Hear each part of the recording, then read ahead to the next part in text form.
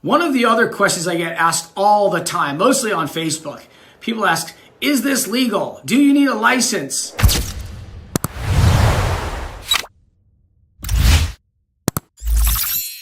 Rental arbitrage is simply subleasing a property. So yes, with the owner's permission, it is legal. And of course, the city's permission. So one of the first things we do before we even ask a landlord if we could sublease their property is find out if it's legal. The first thing we do, though, is make sure it cash flows. So I look at what rents are in a market for a 2-bedroom, 2-bath apartment.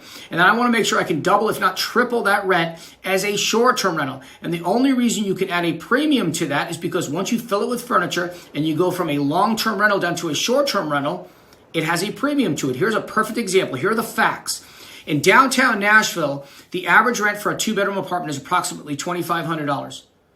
The average earnings from a 2-bedroom, 2-bath Airbnb, if you want to call it that for a moment, is $7,500. That's a 3x multiple. So step one is I target markets like that. Now, I have a whole system for that. You can watch one of my videos about that. Step two is we want to make sure it's legal. The city allows you to short-term rent that apartment in that particular location. Real easy to do, real easy to find out. Cities make it pretty easy because they're getting paid. And then you go out and find a property. I have an entire process in how I have landlords literally lined up to do this with me. We say no more than we say yes to landlords because the numbers have to make sense. And then one of the things that we do to make this very easy for them to make the decision is we locate apartment buildings that have a vacancy problem.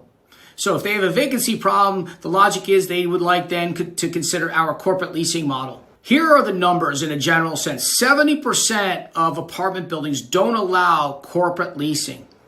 70%. So that's 30% who do. For you optimists out there, 30% say yes.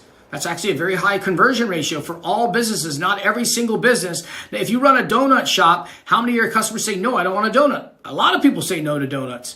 So your conversion's probably around 30%, right? So think about it. So all businesses, someone says no to you. In our business, 70% of the time they're saying no. The 30%, then we ask them a follow-up question. Do you allow our version of corporate leasing? And that is around half, or slightly less than half. So out of 113 apartment buildings say, yes, we allow corporate leasing, and yes, we will consider your version of it. And usually the consideration is dictated by how vacant they are. And then you break out the corporate lease agreement, and that's another video, and I'll talk all about that. So this absolutely works, and now more than ever, and there's a whole litany of reasons why that's occurring right now. This year, by the way, is mostly because of the inventory. The apartment inventory has been hitting the markets. There's been a huge construction boom over the last several years, and that's all hitting many of the markets. Not everywhere, though. Tennessee, Texas, Florida, a bunch of states, that's where primarily it's hit. And there's also relatively high interest rates. It's another reason why landlords are motivated if they're refinancing. Last year and the year before, it was inflation. Inflation was the reason why it was so high. And a couple of years before that, it was COVID and the artificial recession that we had. So therefore, that was one of the reasons why vacancies were so high. And these are even seasonal reasons. So our job as arbitragers and as business people in general is to locate where our business model works the best. Not unlike any other business model, a little of intentionality.